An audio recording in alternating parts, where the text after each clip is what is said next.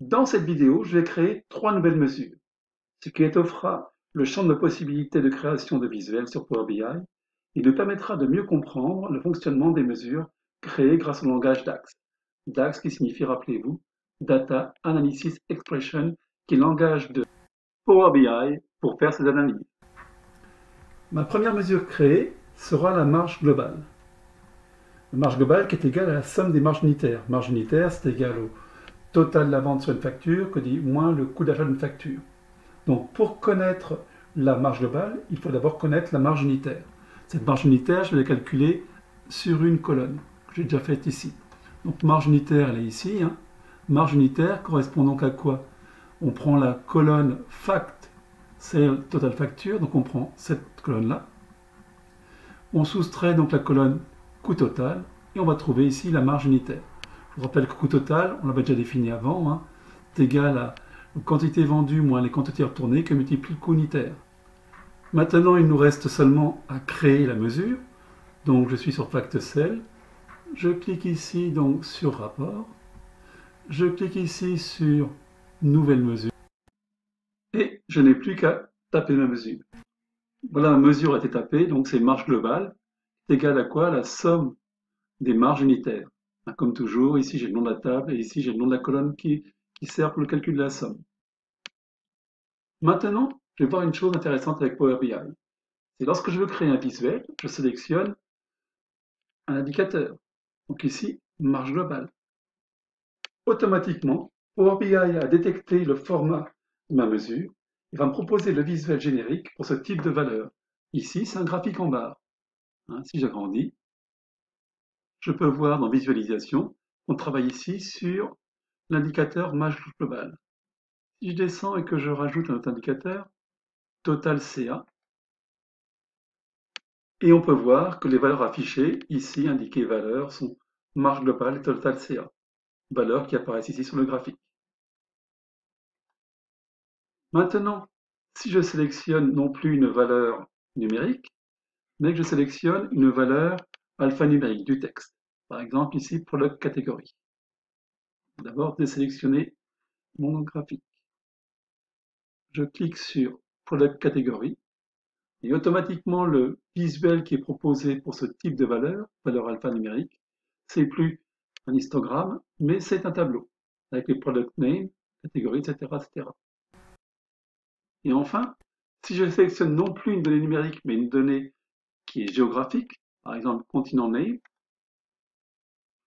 et bien automatiquement, comme vous le voyez, Power BI va m'ouvrir une carte avec le nom du continent. Et donc, seuls les continents sur lesquels je fais des affaires, l'Amérique du Nord, l'Europe et l'Asie, sont marqués par des cercles bleus qui définissent bien que j'ai bien des magasins qui font des ventes à cet endroit-là. Si je veux aller un peu plus loin, je peux à ce niveau-là jouer sur la taille. Donc, faire en sorte que la taille du cercle qui représente le continent sur lequel je fais des affaires soit proportionnelle au chiffre d'affaires que j'ai pu faire. Donc, je prends le total de mes ventes, total chiffre d'affaires. Je vais glisser ici dans le champ taille et on voit que la taille de nos cercles s'ajuste au total de nos ventes dans chacun de ces continents. Apparemment, on vend beaucoup plus en Amérique du Nord qu'en Europe et en Asie. Bien, retournons maintenant dans notre visuel ici, qui est sous forme de tableau. J'insère une deuxième colonne, par exemple Total CA, et sur mon tableau, je vois donc apparaître le total chiffre d'affaires pour chacun des produits. Audio, 149 millions, etc., etc. Arrêtons un instant sur ce chiffre. Vous devez comprendre comment est-ce qu'il est calculé. Lorsque vous êtes sur Excel, lorsqu'on calcule ce montant-là, c'est un montant de cellules. Idem pour le total, le 8 milliards, c'est égal à la somme de toutes les cellules qui est au-dessus. Lorsqu'on parle avec Power BI, on ne travaille pas sur les cellules, comme déjà dit. On travaille sur des lignes, on travaille sur des tables et sur des lignes. On a créé ici un filtre autour de Product Key Name, c'est-à-dire que pour calculer 149 millions, on a filtré en prenant uniquement les valeurs audio. Donc rappelez-vous comment se calcule cette mesure Total CA. On a déjà dit que cette mesure total CA se recalcule à chaque ouverture d'un visuel ou à chaque application d'un nouveau filtre. Total CA étant égal à la somme des lignes total facture, Power BI ne va retenir dans mon calcul que les lignes où il y a audio qui va apparaître. Toutes les autres lignes vont être ignorées. C'est comme ça que calcule Power BI. Idem ici, le 8 milliards, on pourrait se dire, c'est la somme de tout ça. Eh bien non. Power BI ne calcule pas cette somme. Power BI dit voilà, est-ce qu'ici j'ai appliqué un filtre? Non.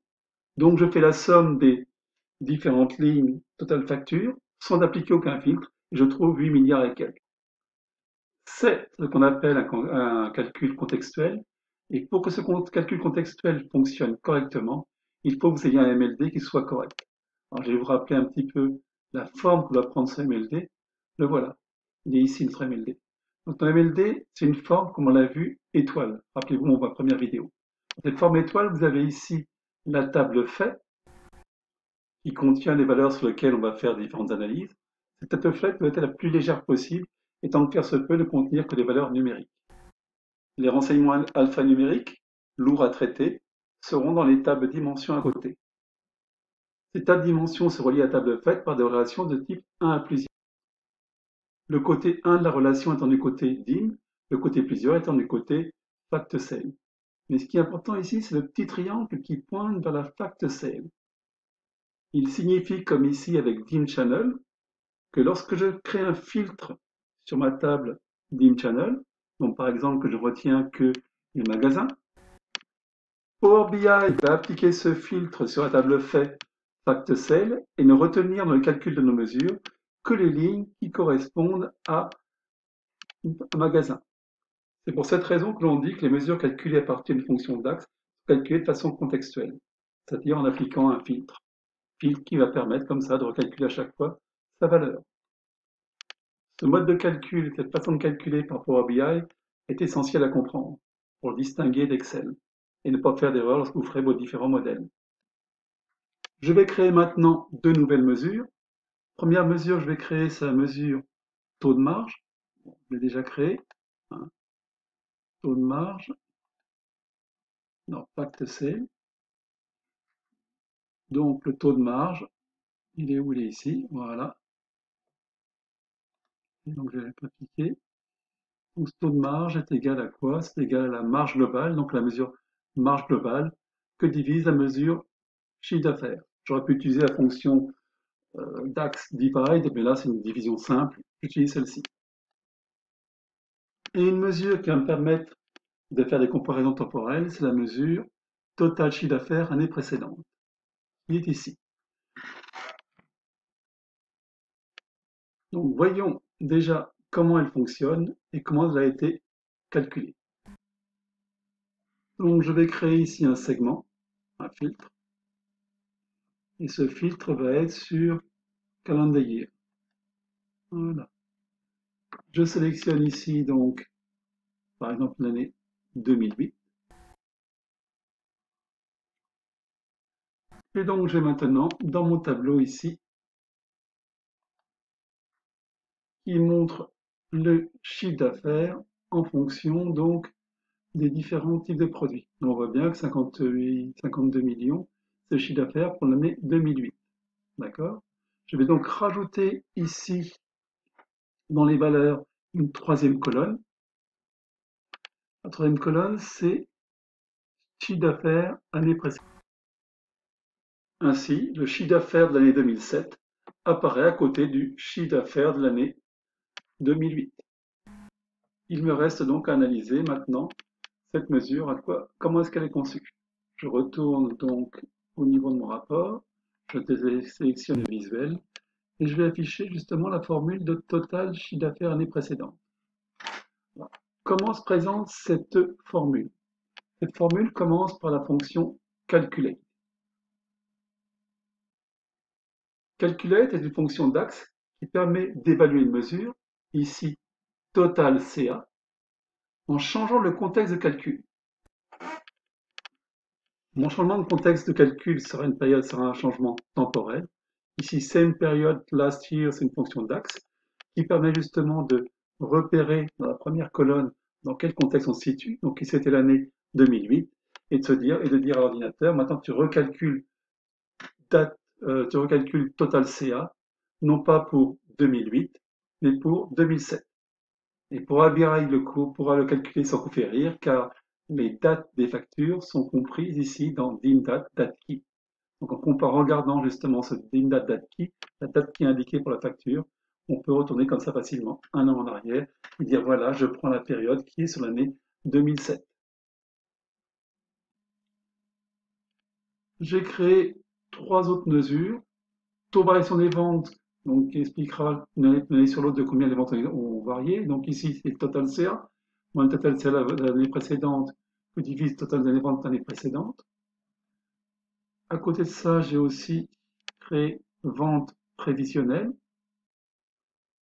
Vente prévisionnelle va se calculer à partir de mes ventes de l'année précédente, comme je l'ai fait d'habitude, que je vais multiplier par un coefficient qui me présente, par exemple, le taux d'évolution que je désire. Par exemple, ici, 10%.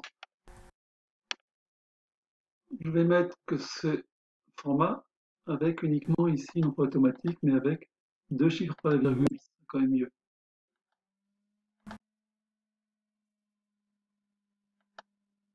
Et je vais mettre que ce sont des euros.